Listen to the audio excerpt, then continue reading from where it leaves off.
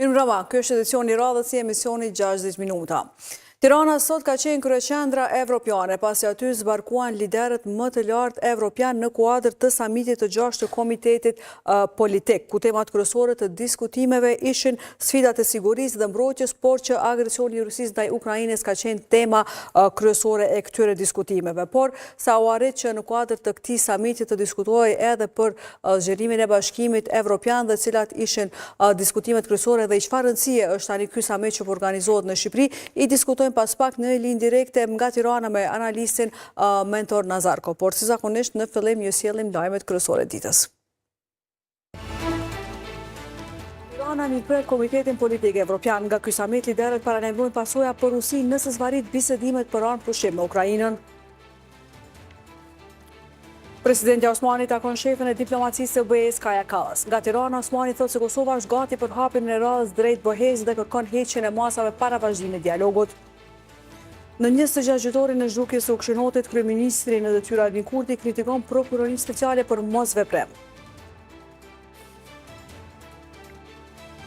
Mbishtatët palestinanë të vrarë në sulmet ajrore që Izraeli i ndërmori gjatë natës në Gaza. Këto sulme kanë vazhduar që kur Izraeli ka braktisur armë pushimin në Mars.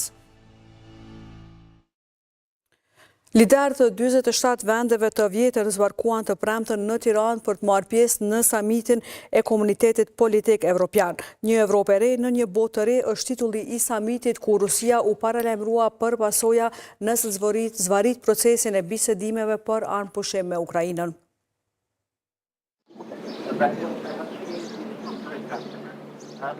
Fundi i luftës në Ukrainë dhe çështjet të tjera që prekin arkitekturën e sigurisë në Evropë kanë qenë ndër temat kryesore të diskutuara në kryeqytetin shqiptar të premten nga shtetarë dhe përfaqësues të institucioneve evropiane dhe të NATO-s. Ky është takimi i parë i Komunitetit Politik Evropian që u zhvillua në një shtet ballkanik me Edi Ramën si një koqëri liderëve të disa prej vendeve më të fuqishme në botë.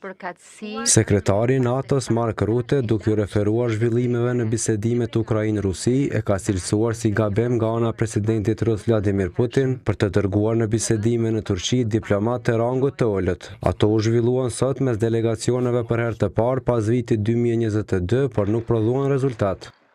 Si pasojë e refuzimit të Putinit për të atakuar presidentin Zelenski në Turqi, presidenti i Ukrainës zbarkoi në Tiranë për t'u bashkuar liderëve të tjerë evropian. Zelenski gjatë sesionit të diskutimeve tha se ishte i gatshëm të atakonte Putinin, por se lideri rus nuk u pajtua të kishte takim tet a tet për të gjetur një zgjidhje politike. Nëse Putini nuk do të kishte pasur frikë të vinte në Turqi, isha i gatshëm për takim me të, që të mund të zgjidhim çështjet e rëndësishme, por ai nuk ra dakord për asgjë. Nga Tirana, presidentja e Komisionit Evropian Ursula von der Leyen paralajmëroi se Bashkimi Evropian është në proces të sipër të prezantimit të sanksioneve të reja ndaj Rusisë që kanë për qëllim të rrisin presionin ndaj politikave, siç i ka quajtur ajo, imperialiste të Rusisë. I ashpër me Kremlinin është treguar edhe kryeministri i Mbretërisë së Bashkuar Keir Starmer, i cili paralajmëroi Federatën Ruse për pasoja nëse vazhdon të zvarrisë procesin për t'i dhënë fund luftës.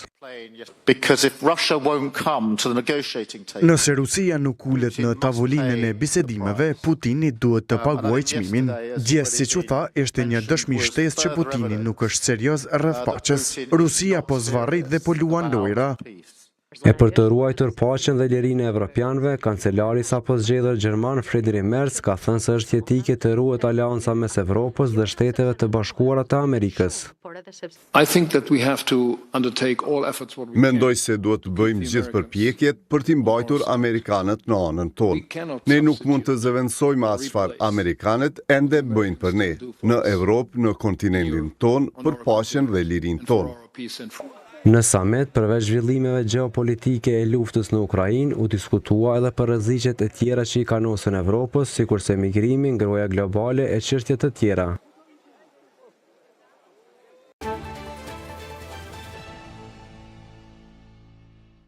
Përfaqësuesja e lartë e Bashkimit Evropian për Politikë të Jashtme dhe Siguri, Kaja Kallas, ka thënë se presi normalizim të marrëdhënieve në mes të Kosovës dhe Serbisë. Pak më parë kemi emëruar përfaqësuesit e rinj për dialogun Kosovë-Serbi. Presim normalizim të marrëdhënieve sigurisht, është shprehur Kallas kur është pyetur për procesin e dialogut. Kallas këto komente i ka bërë para nisjes së samitit të komunitetit politik në Tiranë. Ndryshe, përfaqësuesja e lartë e Bashkimit Evropian për Politikë të Jashtme javën e ardhshme do të realizojë një vizitë zyrtare në Kosovë. Kaluar bashkë me paketën e sanksioneve.